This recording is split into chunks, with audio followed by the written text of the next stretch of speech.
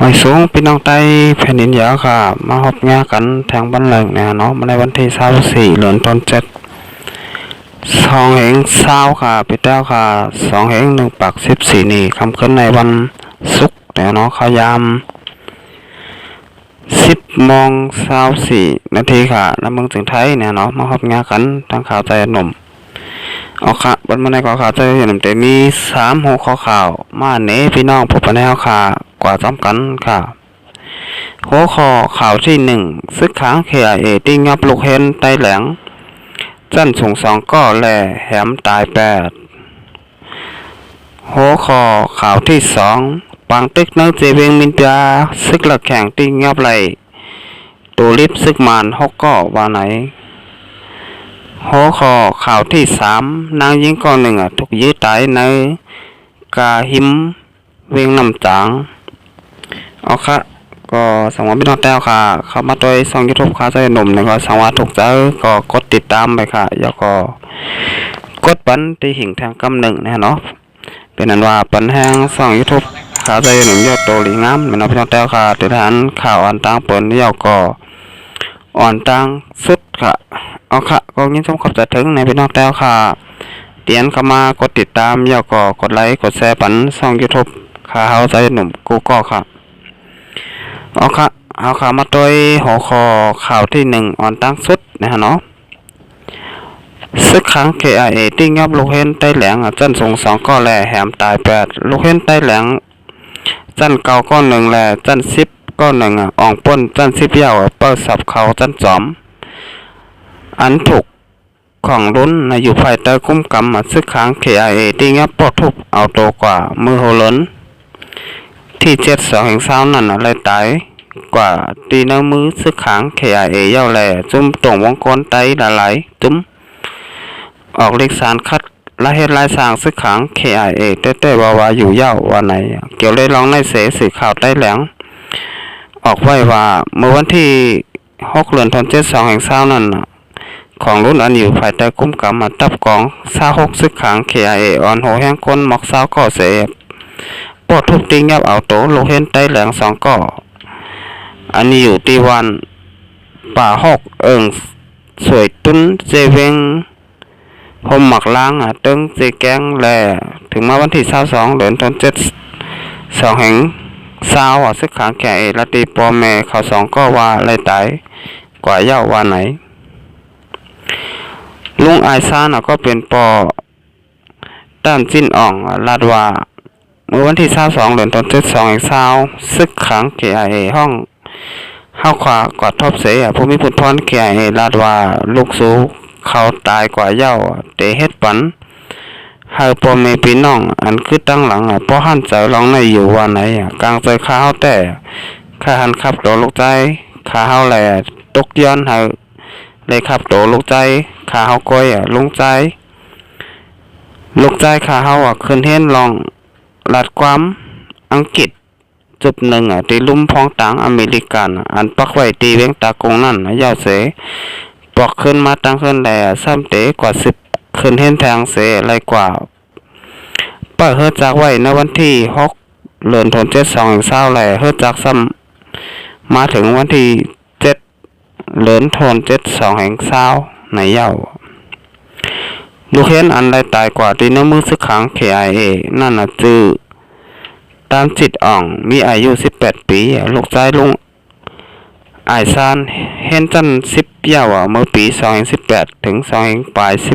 2019ตีเวียงมองหยาแลอำไปไล่ขึ้นเห็นจันจอมเมียวอายุ17 ปีอันเป็นลูกชายลุงเหยวตึกเตเขาเห็นจันเก่าเป็นเคยไต้ตั้ง2ก่อในอยู่เมื่อวันที่6 เดือนธันวาคม2020ย่ำกลางค่ำ7 โมงปลายของรุ่นอ่อนโหแห้งก้นเสเตเอากองปอดทุบอู้วินไหนเจ้าไตหาวแห้งพองมันตึกนางกินข้าวฟักจอมปีน้องในล้านตีหนึ่งอันปุดผุยไว้ตีวันเสสิ้นหาวป้ายาวเสถึงข้าย่ำกลางคืน11 โมง10กับปอดทุบตีงับโลเห็นด้านจิ้นอ่องแหล่จอเมียวตีวัน เศษสินไหนอะไรหันสื่อข่าวใต้แหลงออกไว้เมื่อป่นมาหนังไหนปาตีคอดเลือดพร้อมหอมเจอสัตว์ใต้แหลงSSP ปุนเผาเมื่อวันที่23นี่เนาะเดือนธันวาคม2022นั่นว่าลองศึกขังเขียติงับคนเมืองใต้แหลงเสเฮอคนตังเฮินเอาเงินกว่าถุดปอกขึ้นเฮินอีกตังดูลายแหมตายในเฮ็ดให้คนเมืองใต้แหลงต้องเสงเป็นรองย่อมหับไหลแลเตรียมหมายปุ้นไว้ลองเจ็บแสบในอยู่ลองลูกตีเปิงเป็นอันซึกขังเขียให้พวกทุกแผมตายคนเมืองในเสสังว่าเจ้าเคยหนึ่งแลเจ้าเคยหนึ่งมีปัญหาลองแตกแยกยายกันมาในจึงต้นเป็นปูนพรซึกขังเขียอยู่ยาวเกี่ยวเลยลองซึกขังเขียให้พวกทุกแผมลูกเห็นจันถุงสองก็ตายในปาติมาสงมุนแรงเจอจัดได้แหลงTN TPก็ไล่ออกลิกสารคาถาแห้งเหมือนกันว่าไหนออกค่ะมันก็เขาค่ะแต่ละหันว่าลายเฮ็ดลายสร้างซึกขัง KIA เนี่ยเนาะ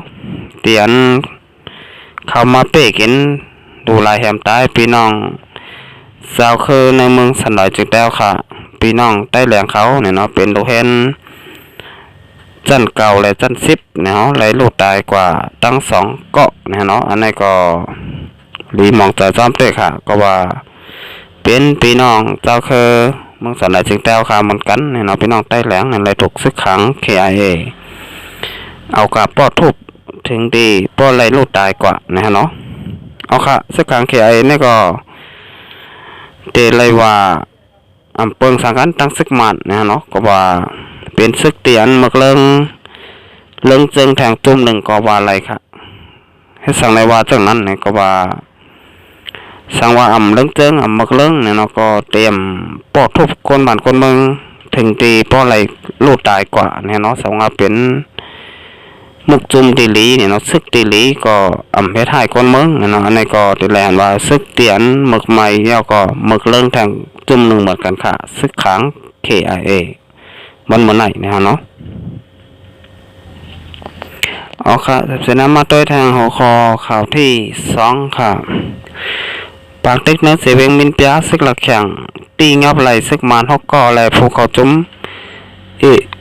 ALP และ ALA 3ก่ออันซึกหลักแข่งตีงับกว่านั้นน่ะถูกฆ่าแหมตายยาววันไหนเมื่อวันที่22เดือนธันวาคม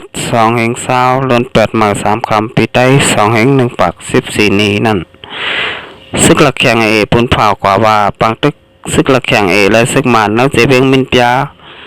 เมืองหลักแข่งนั่น2ภายมีรองหมัดเจ็บตกซุ่มเสภายซึกหลักแข่งติงับไหลซึกมาน6ก่อว่าไหนได้ผลเด็ก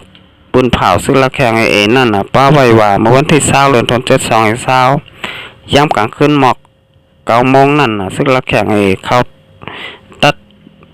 ตึกยืรถกาซึกมาน5ลำมาตีเหนือเส้นตั้งหลงจิตต่อยตากงเสซึกหลักแข่งติ้งยับไหลซึกมาน6ก่อแหล่กองกลางหมักมือตื้นย้ำอีกโคของเจ้าตื้อในซึกตั้งน้ำในเย้าเกี่ยวเลยลองซึกหลักแข่งติ้งยับไหลซึกมานในเสห้องการปนเผาดับซึกมานลาตีศึกข่าวว่าลองซึกมานจงถูกซึกหลักแข่งติ้งยับไหลอันบ้านนั่นแต่ฝ่ายเฮาคาตึกกดทัดอยู่สังว่ากดทัดเย้าเสมันแมนจื้อใจอยู่ป้อไหนตอนตาเตขึ้นใจแถมไรนั่นเตเฮ็ดสร้างกว่าอยู่ว่าไหนคนเมืองในพื้นที่เขาลัดในว่าเกี่ยวกับเลยลองรถกาซึกมาถูกซึกหลักแข่งตึกยื้อตีหิมวันป้าเปี่ยวนึกเจเวงมินเปียในเสซึกหลักแข่งและซึกมันไล่เปลี่ยนปังตึกกันหาวแหงต่อถึงวันที่22เดือนธันวาคม72และรถกาตังกลออกข้าวตังรถกาต่างกลอีกรถกาส่วนโตอันเจ้าตานาเฮินเย่หน้าโผปากลำขำใบอยู่จอมเส้นตังสายตังหิมโขยามหม่องนั่นบ้านไหนตีเมืองละแข่งปอดห้องในตั้งแต่ปี2018เนี่ยเนาะซึ่งเราแข่งแลซึ่งมันเป็นปังตึกกันข้าวตั้งถึง2 ปียาวแลคนเมืองอันไรปลายเพศปังตึก มีสำถึง200,000เย้าเสก้นอันไรลูกตายมาเจ็บย้อนปากตึกก็นำขึ้นมาติ๊กๆว่าไหนเมื่อวันที่23เดือนธัน62นั่นก็ซึ่งละแข่งแห่งศึกหมอก15ก็ติ้งยับเอาพวกเขาจุ่มปาร์ตี้ปลดปล่อยเมืองละแข่ง ALP และ ALA 2ก็ซื้อห้องคายมองขินบินและคายมองลงในนตีเฮิรนเขา2ก็อันมีตีวันยาฟัดแข่งเจเวงหมองต้อ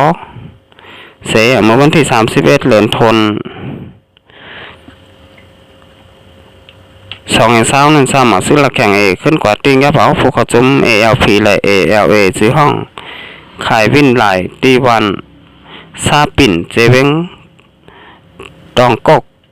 แทงเหมือนกันบานไหนตั้งแต่พวกเขาจุ่ม ALP และ ALA 3ก็ถูกซึ่งละแข่งติ้งยับนั่นอยู่ที่ปาร์ตี้ปลดปล่อยเมืองละแข่ง ALP และ ALA ก็คัดใจกับสืบงบงี้ผู้มีผลพรตับซึกละแข่ง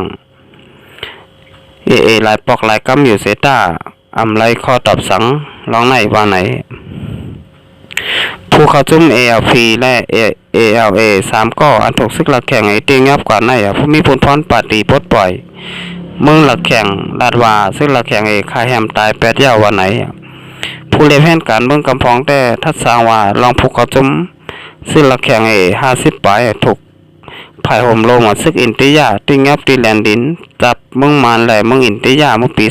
2019เสียงอันปนมันนั่นมีลองกล่าวในว่าพวกเขาจุ่ม ALP และ ALA ห่มมือเฮ็ดสร้างจอมอินติยาในแลซึ่งละแข่งจังไรลองเจ็บใจเนื้อ ALP และ ALA เสียติ้งยับคายแฮมตายก็เป็นไรในเย้าปาร์ตี้ปลดปล่อยเมืองละแข่ง ALP ลาดว่าเนื้อเกกลางเตอร์จันละแข่งหนังกันติ้งยับคายแฮมกันในอำถูกรีเป็นเสียแต่ลองก่อการให้เจอในเฮาขาสารคัดหาวแห้งและเมื่อนามาหนังเฮเตอำ10เป็นทางนั้นตกตึกโซนภูมิปุนพรภายเกี่ยวข้องตั้งเสียงให้อ่อนกันเฮ็ดสร้างทิมสิงกว่าในเย้าปาร์ตี้ปลดปล่อยเมืองละแข่ง ALP ในเป็นจุ่มลงลายมือหรือความหมายการกดยื้อลองตึกยื้อจึงเมืองปัดปืน NCA จุ่มหนึ่งว่าไหนเนี่ยเนาะเอาค่ะอันนี้ก็เกี่ยวกับเรื่องลองซึกละแข่งเนี่ยเนาะปังตึกกันดังซึกมาตีเจเวงมันมีนเปียเนี่ยเนาะก็ตีงับไหลตัวริบซึกมาน6ก็เนี่ยเนาะเกี่ยวก็ผู้เขาจุ่มเนี่ยเนาะปาร์ตี้เมืองละแข่งเหมือนกันเนี่ยเนาะเตียนถูกซื้อละแข่งตีงับกว่า3ก้อนนั่นเนี่ยเนาะ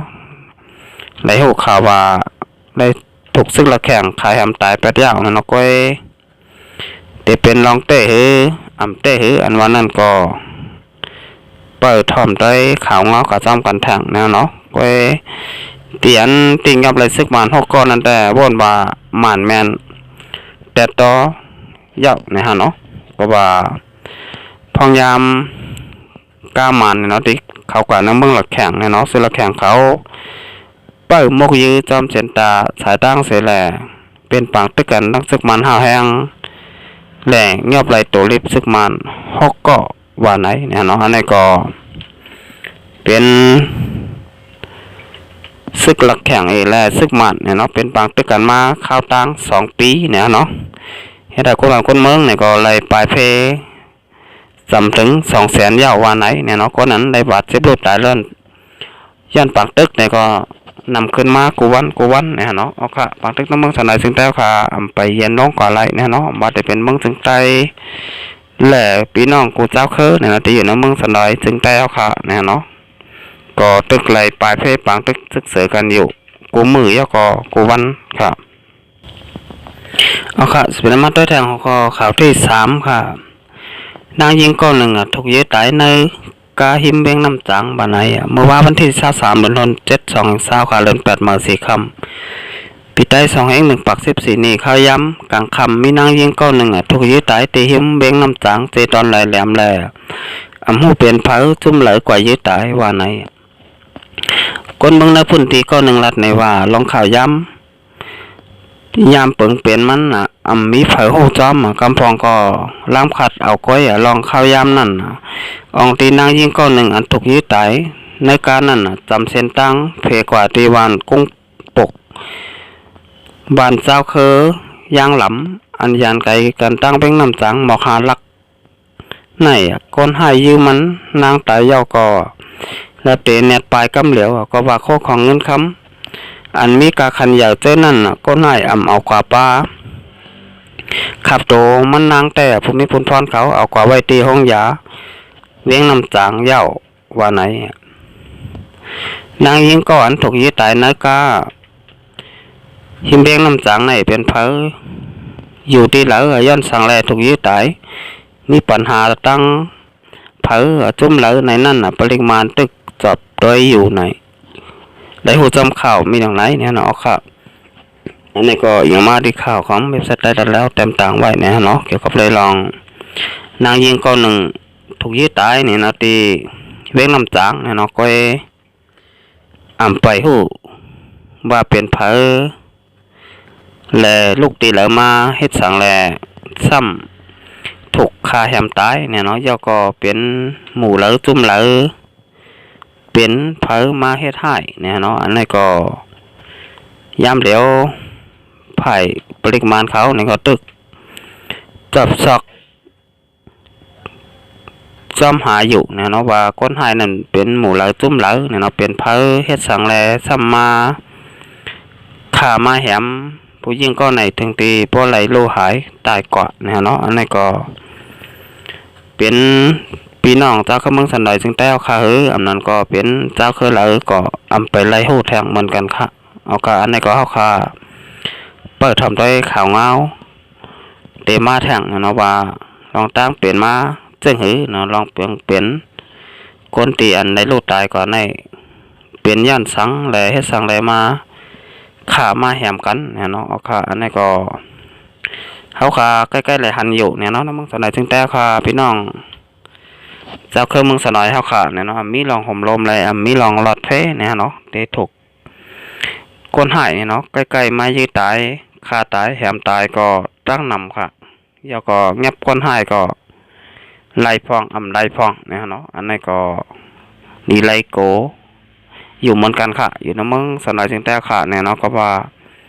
ลองห่มลมมีเนี่ยเนาะพี่น้องเจ้าก็มึงสนอยจึงแต่ค่ะเนี่ยก็ไล่ทุกข่าอย่าเปิดกินใจห้างปล่อยห้างมันไว้ค่ะวันมาไหนเนี่ยเนาะอ๋อค่ะโดนหนักคำพูดในค่ะใจหนุ่มเนี่ยก็เดี๋ยวย้อนกึดลือไว้ก่อนเนี่ยเนาะจองไก่มาหอบมายากันแทงบ้านนาค่ะเอาค่ะสำหรับพี่น้องเจ้าค่ะถูกใจเนี่ยเนาะช่องยูทูบค่ะใจหนุ่มเนี่ยก็กดติดตามไปค่ะย่อก็กดปันตีหิ่งทางกำหนังเนาะเป็นนันบ้าปันแหงช่องยูทูบข้าใจหนุ่มยาวโตลิงงามเนี่ยเนาะมาส่งก็